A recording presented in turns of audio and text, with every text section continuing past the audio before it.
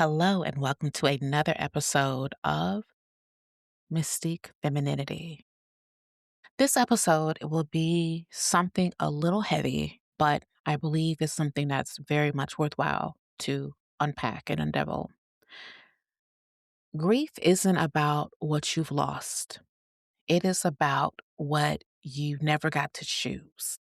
When I became 40, I really had to accept that there were certain things that I would not be experiencing. And just due to the nature of being a human, there are certain things that you can't go back to.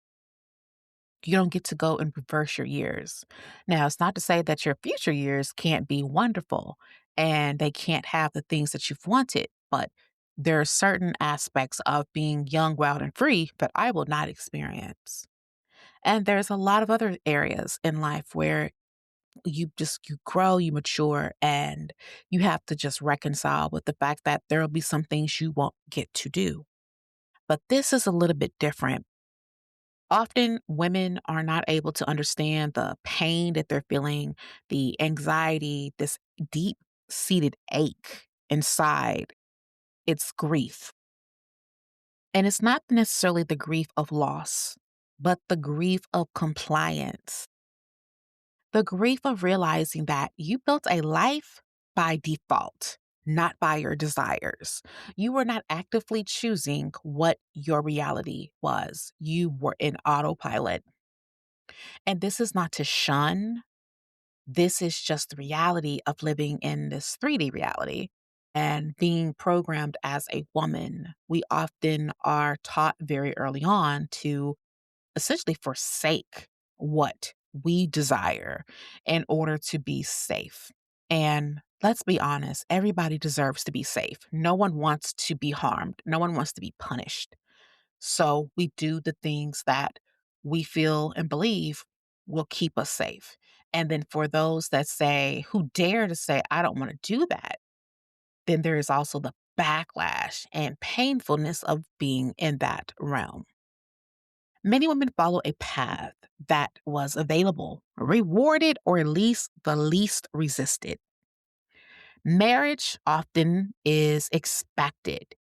You could have all the accolades, win a Nobel Peace Prize, be an Olympic gold medalist. Yet, if you are not married, people will ask you what's wrong with you. Why aren't you married? What are you doing? You should be married by now. And then if you are married, well, when are you going to have kids? Those things are very, very heavily entrenched. Careers, because you are to make sure that you earn your keep, but you make sure that you only expire for a certain type of career. So if you're someone who's very much driven, then you are seen as something that's weirdly wrong as well. Then there are those that maybe have forsaken the path of marriage, but they become girl boss. She's boss babe. And even that in itself is to me just a rebrand of the same mantra of what is expected and acceptable of you. And once we accept these different paths, again, that we are not consciously accepting, but accepting because that's all that has been, all that is, or all that we feel safe to look at, silence becomes very safe. And later, often very, very innocuously, quietly, comes a realization that you wake up one day and say, wow, I did not actively choose any of this crap, but yet here I am. And you might wake up at 45, 50, or older to that. So it can take decades before you are able to acknowledge it verbally in your conscious mind. We subconsciously will acknowledge it, but we are very trained.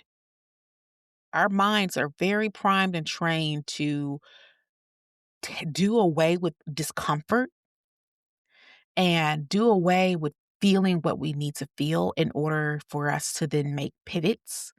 Um, it can feel unsafe to say that I'm not happy with my life because you might on the outside have what would be others like ideal. You could be in a good marriage, one that affords you the ability to not work, to stay at home with your children, to travel, to live in a nice neighborhood. And same with the job. It could be all those nicer, finer things. So we tend to say, well, I don't want to complain because it could be worse. But to be the rabble rouser that I am, I would dare to say, actually, what's worse is living a life by default, not one of your own choosing. That to me actually is the most damning piece of life that you can have. The grief often is very confusing because there isn't a villain in this grief. You're not dealing with like loss. There's nothing that went per se wrong. So you feel like it's almost crazy to feel bad about your life, but essentially, we just let this thing go unnamed. It is unchosen life, which often leaves a resentful residue, if you will, energetically to your life. And it doesn't scream at you like the loss of, say, a parent or child or friend or spouse. This is going to be more of a deep ache. Like just something feels deeply painful, and we just don't have the language or we won't allow ourselves the space to name what we feel. Now, grief, think I've mentioned in a few podcasts, grief is something that comes in waves. It's not something that's going to be very linear. I do know that there are kind of this notions of you have this denial phase, you go through anger, acceptance, negotiation, then, you get to the point where you're good. I have to say, with grief in this form, it can be very chaotic, very dysregulated, very just assorted ways that it may come. And the more that we try to circumvent actually feeling it, the more direct path, the more that it will start to morph and shapeshift into other areas. And we will not be able to understand how we got here. And the core purpose of that, or how we got here, is grief. Grief is your soul's way of integrating truth. This is not a sign of failure. This is not some fundamentally wrongness of you.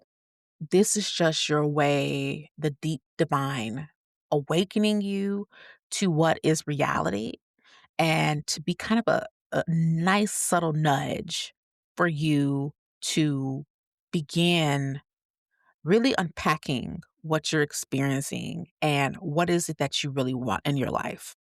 Grieving is not something that makes you weak. And I think that is also a reason why people run from grief. We will explain, justify every which way, or try to justify why we shouldn't feel the way that we feel. And that is unfortunately a very poor use of your energy and time. And as the feminine, I believe over decades, probably even centuries, a lot of the things that we are dealing with in this modern reality are inherited from generations of women that have been in our lineage that did not have the space to grieve. Their pressures and items were not like that of the modern world, but there's still validity in the pain that they felt. Because in certain eras, with up until recent, women were not able to have autonomy over their lives. So there were many who may have birthed millions of children, but had true no desires to do so. To be able to have a brain that was magnificent, but you were unable to be acknowledged for your efforts. So that mother who really was truly brilliant and was the real backbone of her household, she could never take full ownership and receive the rewards of being a brilliant mind, because in her era, that could get you killed. That could harm you. Your husband would take the acknowledgement and the shininess of your accolades. So we are often dealing with this deep grief. And so when we come into this reality and this modern era and we are repeating the same sort of thing, I feel like it's a deeper grief because it's almost essentially we've betrayed ourselves and we've betrayed our lineage by opting into what is the default, what is seen acceptable, what is palatable for us in our life expression. Sometimes when we really dig deeper, you are grieving because you finally have been honest with yourself. Honesty sometimes can be very difficult to say that, hey, you know what? I've done XYZ and this just isn't it. Like, yes, I understand that my life looks good outwardly. I'm not, I'm not struggling. I'm not hurting. It's easy if you are having a life that you are suffering a lot of struggle. You are in a relationship that's violent, be it emotionally, physically, financially, whatever, or you have not been able to have kids because of just that's not really the true path that you should be having, or that's just not what was in the cards. Those sorts of things is a little bit easier to understand and to see that, yeah, no, that person, that their situation deserves and is warranted to have grief. But when we are honest about what is, it is very painful, it can be very exhausting and it makes us run from it. But once we are honest, we can grieve, we can give ourselves grace, we can give ourselves enough space to say that, you know what, I can be grateful and count it all in joy of what I've experienced, but still have a desire for something different, for something more. And that's perfectly okay. Now, as always, I like to give you something that you can take away from the conversation because what is just hearing wonderful words and depth without being able to integrate it? That's pointless to me. Number one, what did I agree to before I had language for refusal? So I have had an experience with a woman who essentially was very sheltered. When she was in high school, her father was of the belief that no daughter of mine would ever be caught dead working because that was a poor depiction upon him of not being able to be a provider. So she went through school without any sort of training, any sort of needing to apply herself. All she needed to do was be pretty and be very much subservient to her father. And she had a high school sweetheart who was groomed of the same belief that no wife of mine would work because, again, of that same mentality that that would be a poor reflection of me as a man. Therefore, she cannot work. And so she got married right out of high school, began having babies. And for 20 years, she was a wife who did not work and did not understand even the mechanics of how to navigate her accounts. What accounts do we have? Who's our life provider? Is our mortgage provider? None of that information because that wasn't her role, that wasn't her place. Her life crashed down when she turned 40, when she found out her spouse wanted a divorce, that he had been actively cheating with her with someone else and was utilizing substances all the while. So she had a extreme chaotic turn at 40. And there was a lot that she felt. But the thing that I really was able to grasp from her story was the fact that she did not have the language yet to refuse what was happening. She knew that when she was in her younger years, she wanted to go out and be a doctor. Yet, because of her father's influence, she chose to stay safe. And same with the marriage. She wanted and had desires, but to be a good helpmate, one had to abandon themselves in order to be acceptable to said spouse. So really think about what have you potentially agreed to before you had language to refuse, because sometimes we don't even know that we have other options out there. Number two, What life am I quietly mourning? So maybe you never got to have your own hot girl summer because of a variety of reasons.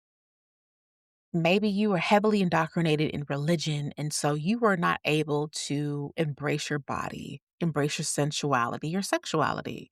And so there have been many, many, many, many years in which you have not been able to truly articulate what it is and who you are in that way. Maybe it's that you've lived a life that truly was contrary to what you believe. Maybe your belief systems were very different but because they were so different and the environment you were in would have been very much contradictory, you've chosen to live in a way that did not truly own who you are. You may be mourning that, and that's okay. Acknowledge it. Sit with it. Give it grace like you would a person. And number 3, what truth am I finally strong enough to face? This is something I really want you to sit with for a while because you may feel like there's nothing, but the fact that you are even listening to this podcast and you're going to share it with a friend, the fact that you are willing to even see and hear, there's had to be something on your frequency that is picking up to say, hey, that hits for me at this time. And just really acknowledge, what is it that you are willing to face? It can be something small. It could very much be that I'm not happy. This isn't the life I want. I want it to be fill in the blank, whatever that may be. I don't look the way I want to look. I am not engaged with work that I want to do. Sit with it, write it down, and own that. As I close, grief doesn't mean that you are never going to get to have what you want.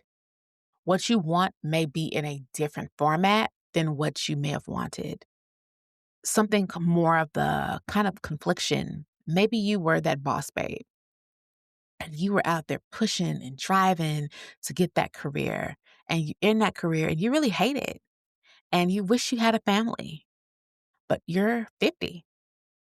You will never probably know the process of actually birthing a baby, but it doesn't mean that you could not adopt, doesn't mean that you could not finally be aligned to meet your partner that you would do life with, or at least a segment of life with.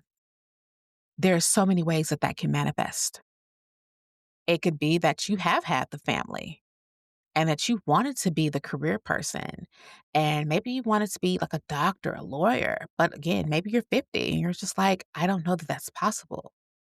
I remember graduating my second degree, and one thing that was very noticeable to me was that I ended up graduating with quite a few people who were in their 60s. I think one gentleman was 70. It had taken him into his 70s to get his bachelor's degree. I'd never seen anyone so appreciative of being able to accomplish that goal. And I had one who was in her 60s, but also recuperating from or in remission for breast cancer. Again, not the path at 60 that one would want to probably do, but they got what they desired. And that means you can too. It just means that you may have to reimagine what it is that you want and how that might look. As long as you are able to stay very much aligned, awake in what it is that you desire, you can have that. Allow yourself to grieve. Allow yourself to mourn. We rush past things a lot. And what happens is that when we rush through them, it will catch up with us. And it will catch up and we won't know why. Why am I feeling like this? Why do I feel so exhausted? Because you did not give yourself space to be able to feel what was necessary in order for you to truly appreciate and understand the joy and beauty of what is. If this episode resonated with you, please give this particular podcast a rating, share it with a friend, and until next time, make sure you're enjoying your best life.